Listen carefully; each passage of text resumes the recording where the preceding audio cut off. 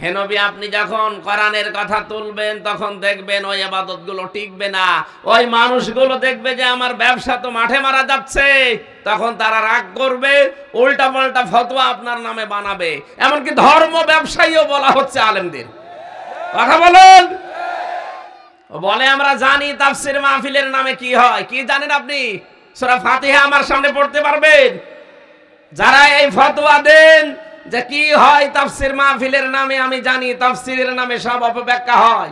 আপনি আসেন, অপব্যাখ্যা হলে এখানে মুফাসসির বসে নেই। আপনি একটা সূরা যদি শুদ্ধ করে আমার সামনে পড়তে পারেন, আমি আপনাকে মিষ্টি খাওয়াবো। পেটে বম মারলে সূরা ফাতিহা শুদ্ধ করে বলতে পারে না, আলেমের ভুল ধরে।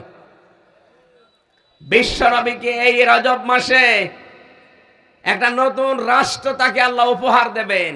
একটা রাষ্ট্রকে যদি কল্যাণময় করতে হয়, কি কি কাজের আঞ্জাম দেওয়া লাগে আল্লাহর নবীকে আল্লাহ দুনিয়ায় শেখাননি। এই রজব মাসে, আজকে 25 তারিখ না, আর মাত্র 2 দিন, 27 তারিখে ওনারে নিয়ে গেছে, 26 তারিখের দিবাগত রাতে একেবারে আল্লাহ নিজের আরশে নিয়ে 27 বছর তার গবেষণাগারে 14টা জিনিস শিখিয়েছেন। কয়টা? 14টা জিনিস তাকে শিখিয়ে আবার দুনিয়ায় পাঠিয়ে দিয়েছেন। যান, ব্যক্তি, পরিবার, সমাজ, রাষ্ট্র যদি এই 14টা ফরমান অনুযায়ী চলতে পারেন, আমি আল্লাহ বলছি ওই দেশটা হবে কল্যাণময় দেশ। এদেশে আমরা 18 কোটি মানুষ, 18 কোটি জনগণকে আমরা জনসম্পদে পরিণত করতে চাই। এদেশের সম্পদ কম নেই। জালেমরা যদিও সব পাচার করেছে, এখনো যা আছে যদি ভালো মানুষের হাতে দেওয়া হয়, যদি এটা লুটতরাজ না হয়, অবশ্যই এই দেশটা আবার দাঁড়িয়ে যাবে ইনশাআল্লাহ। আল্লাহ রাব্বুল আলামিন বলেন, 27 বছর আমার কাছে রেখে রেখে আমি নিজে আল্লাহ আপনাকে শিক্ষক হয়ে 14টা জিনিস শিখিয়ে দিলাম। যান, এবার পৃথিবীতে ফিরে যান। নিজ এলাকা থেকে শুরু করে তামাম পৃথিবীর জন্য, যেহেতু আপনি নবী, লিতুনযিরা উম্মাল কুরা ওয়া মান হাওলাহা, আপনাকে আমি সতর্ককারী পাঠিয়েছি শুধু মক্কার জন্য না, ওমান হাওলাহা, এর আশপাশে যা আছে সব কিছুর জন্য। মুফাসসিরিন ইকরাম আশপাশ বলতে তামাম দুনিয়ার সব কিছুকে তিনি বুঝিয়েছেন তারা। সুতরাং বাংলাদেশ ও পৃথিবীর ভেতরে 257টা রাষ্ট্র আছে দুনিয়ায়। সব জায়গার জন্য একমাত্র, কেবলমাত্র, শুধুমাত্র নবী, আমাদের নবী মুহাম্মদুর রাসূলুল্লাহ। আমার ভাইরা, নবী শব্দ এসেছে নাবা থেকে। নাবা মানে ব্রেকিং নিউজ। নাবা মানে কি? সদ্য সংবাদ। এই মাত্র চলছে যেই ঘটনা, সেই ঘটনাকে বলা হয় নাবা। রব্বুল আলামিন বলেন, আমার নবী যে সংবাদগুলো তোমাদেরকে জানিয়েছে, খুব খেয়াল করে করে মিলাবে। ওয়াকাদা রাব্বুকা আল্লা তা'বুদু ইল্লা ইয়্যাহু ওয়া বিল ওয়ালিদাইনি ইহসানা। তোমাকে 14টা কর্মসূচির প্রথমটা আমি জানালাম আমার একাত্মবাদ, আমার দাসত্ব। এইটা সমাজে, দেশে, পৃথিবীতে প্রতিষ্ঠা করা লাগবে।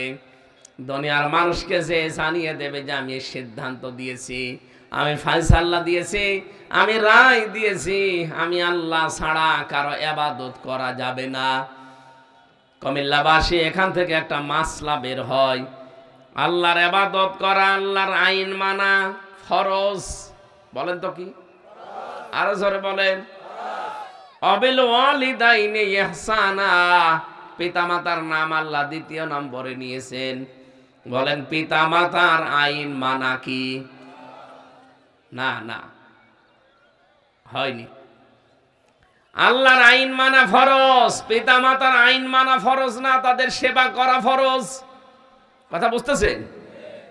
বাপ বেটা 2 জন আলেম এখানে বসে আছে। বাবা যদি ছেলেকে বলে আমারে সেজদা দে, জায়েজ আছে? আরো জোরে বলেন। কারণ সেজদা দেওয়া লাগবে আইন কার?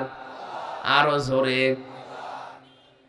হ্যাঁ, ওনার সেবা করা লাগবে, ওনার খরচ খরচা দেওয়া লাগবে, ওনাকে বেঁচে থাকতে সেবা খেদমত যা আছে ওইটা করা লাগবে, এইটা ওনার জন্য ফরজ।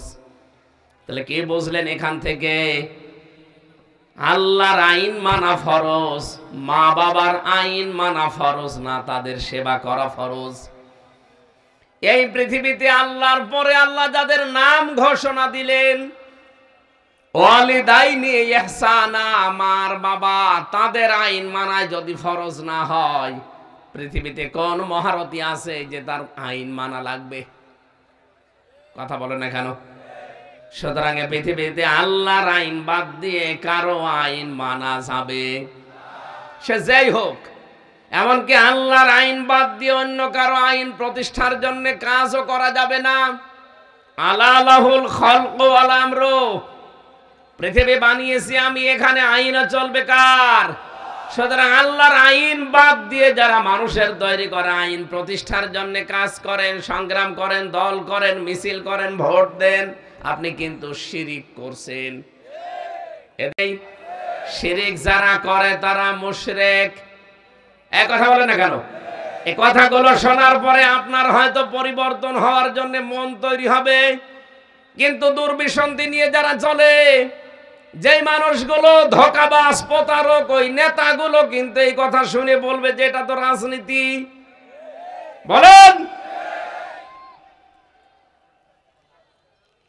মজলুম একটা দল বিএনপি, এই দলে কয়েকটা ক্যান্সার তৈরি হয়েছে এখন, বিশেষ করে হারুনের বউ পাপিয়া, আর এই যে কিশোরগঞ্জের এক শয়তান ছাত্রলীগের সভাপতি ছিল আগে, হাসিনা ওরে নমিনেশন দেয়নি, এই জন্যে দল পাল্টি এখন নতুন দলে যোগ দিয়ে ওইটারে মনে হয় কোত্তা কামড় দিয়েছে। ও চ্যালেঞ্জ দিয়েছে বাংলার মুসলমানদেরকে যে এই দেশে যারা মুসলমান দাবি করে তারা এবং বাইরের দেশের মুসলমানও যদি নিয়ে আসে, সব মিলিয়ে এরা 10 ভাগ ভোটও নাকি পাবে না। আমরা এই চ্যালেঞ্জকে গ্রহণ করে ওদেরকে সামনে দেখিয়ে দিতে চাই এদেশে মুসলমান রাষ্ট্র ক্ষমতা পাবে কিনা। আপনি আমেরিকার রিপোর্ট দেখেছেন গত বর্ষদিনের? আমেরিকা তো আর আন্দাজে রিপোর্ট দেয়নি, আর আমরা তো তাদের খালাতো ভাই না যে আমাদের পক্ষে রিপোর্ট দেবে। তারা নিরপেক্ষ রিপোর্ট দিয়েছে, তৃতীয় একটা রাজনৈতিক ধর্মীয় শক্তি বাংলাদেশ গঠন করতে যাচ্ছে। এখন শুধু জামাত ইসলাম চরমনাই হেফাজত না, টুপি যারা এদেশে মাথায় দেয়, আল্লাহর আইন মানা যেহেতু ফরজ, এই ফরজ সামনে রেখে সব এক হয়ে যাওয়া ফরজ। বলেন, কারা কারা এক হতে রাজি আছেন দেখে? লিল্লাহে তাকবীর।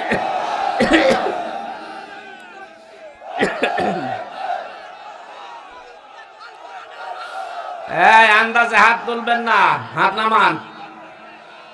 যারা হাত তুলেছেন এরপরও যদি বেঈমানি করেন না, আপনার খবর আছে।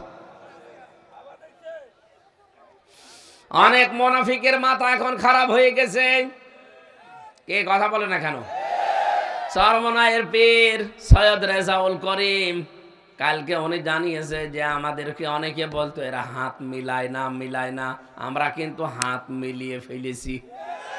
আমরা হাত যা মিলিয়েছি আমাদের অসুবিধা নেই, কিন্তু একটা দলের মাথার উপরে ঠাঁটা পড়িস। পীর সাহেব দেখছি বুঝে ফেলেছি। সুতরাং উনি না, এদেশে যারা আমরা টুপি মাথায় দেই, যারা টুপি অন্তত মাথায় দেন না, মুসলিম দাবি করেন, তাদেরও এখন ইসমাইলের ভূমিকা পালন করা লাগবে। কালকে আমার গতকালের রাতের তাফসীর ছিল বড়ুরা কুমিল্লা, সেখানে আমি আয়াতের তাফসীর করতে গিয়ে একটা শিক্ষা তাদেরকে দিয়েছি। ফালাম্মা আসলামা ওয়া তাল্লাহু লিল জাবিন।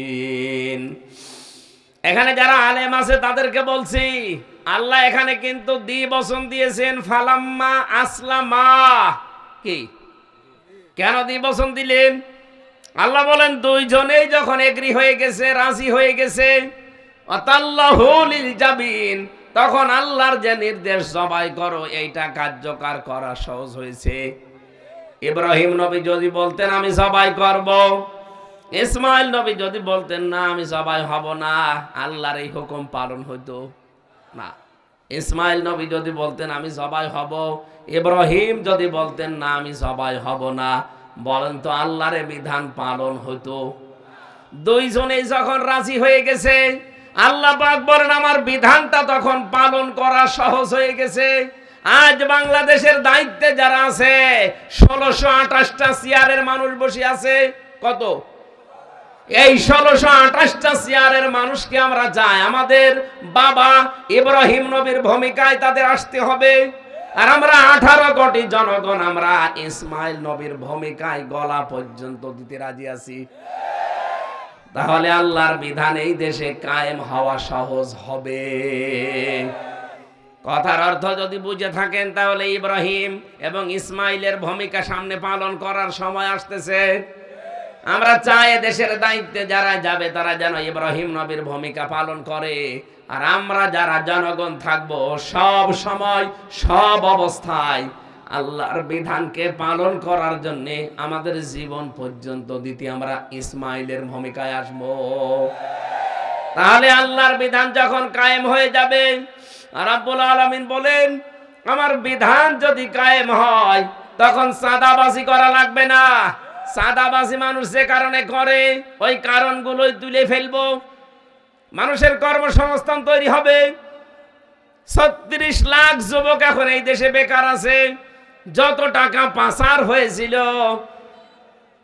একটা গণতান্ত্রিক সরকারের হাতে, জনপ্রতিনিধিদের হাতে দেশটা তুলে দেন। সামনে যেহেতু তুলে দেওয়ার সময় আসতেছে, আর তারা যদি হয় আল্লাহ ভেরো, ইসলামপন্থী, আখেরাতপন্থী, এই মানুষগুলো নিজের আখের গোছাতে চিন্তা করবে না।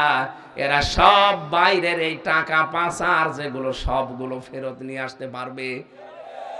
এগুলো সব নিয়ে আসলে, আমি কয়েকদিন আগে যাচ্ছিলাম কমলগঞ্জ মৌলভীবাজার, পাইলট আমারে বলছিল যে হুজুর এই যে হেলিকপ্টার দেখতে পাচ্ছেন, এই যে এগুলো যদি আজ কর্মসংস্থান তৈরি করার জন্য জালেমরা টাকাগুলো পাচার না করে এখানে ব্যবহার করতে পারতো, তাহলে এই দেশের একটা যুবকও বেকার থাকার কথা ছিল না।